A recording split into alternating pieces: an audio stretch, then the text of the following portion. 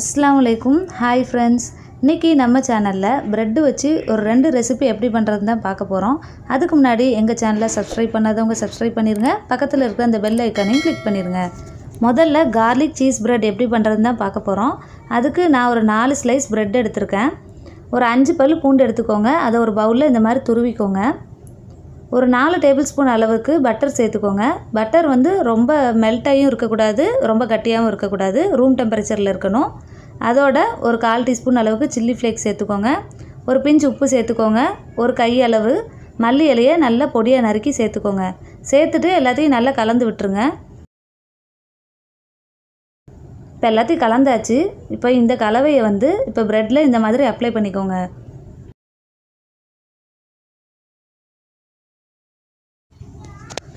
இப்போ ஒரு பிரெட்ல இதை அப்ளை பண்ணதுக்கு அப்புறமா மேலே கொஞ்சமாக மொசரல்லா சீஸ் துருவி சேர்த்துக்கோங்க.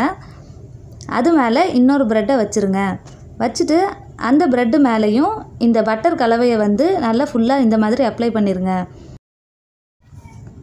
பிரெட்டு ஃபுல்லாக நல்லா அப்ளை பண்ணதுக்கு அப்புறமா ஸ்டவ் ஆன் பண்ணி ஒரு தவாவில் இந்த பிரெட்டை வந்து போட்டுருங்க.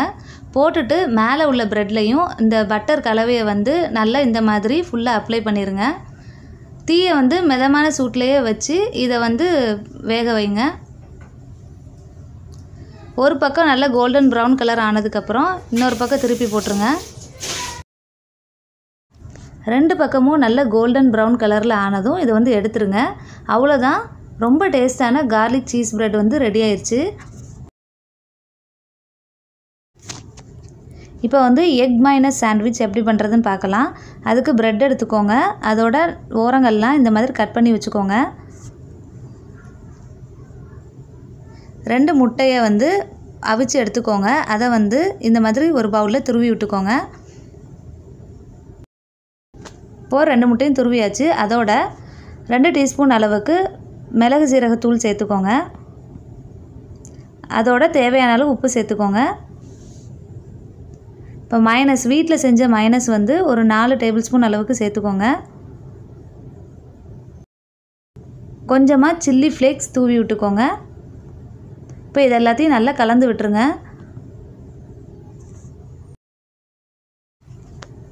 வீட்டிலேயே மைனஸ் எப்படி பண்ணுறதுன்னு நம்ம வீடியோ போட்டிருக்கோம். அதோட லிங்க் டிஸ்கிரிப்ஷன் பாக்ஸில் இருக்குது, போய் பார்த்துக்கோங்க.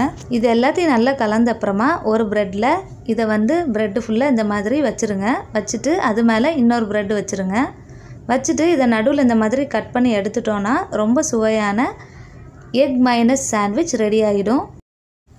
பொதுவாக பசங்களுக்கு சீஸு மைனஸு அப்புறம் ப்ரெட்டு இது மாதிரி ஐட்டம்ஸ்லாம் ரொம்ப பிடிக்கும். ஸோ அவங்களுக்கு நீங்கள் வந்து செஞ்சு கொடுத்து பாருங்கள், அவங்க கண்டிப்பாக லைக் பண்ணுவாங்க. இந்த வீடியோ உங்களுக்கு பிடிச்சிருந்துச்சுன்னா லைக் பண்ணுங்கள், கமெண்ட் பண்ணுங்கள், உங்கள் ஃப்ரெண்ட்ஸுக்கெலாம் ஷேர் பண்ணுங்கள். தேங்க்ஸ் ஃபார் வாட்சிங்.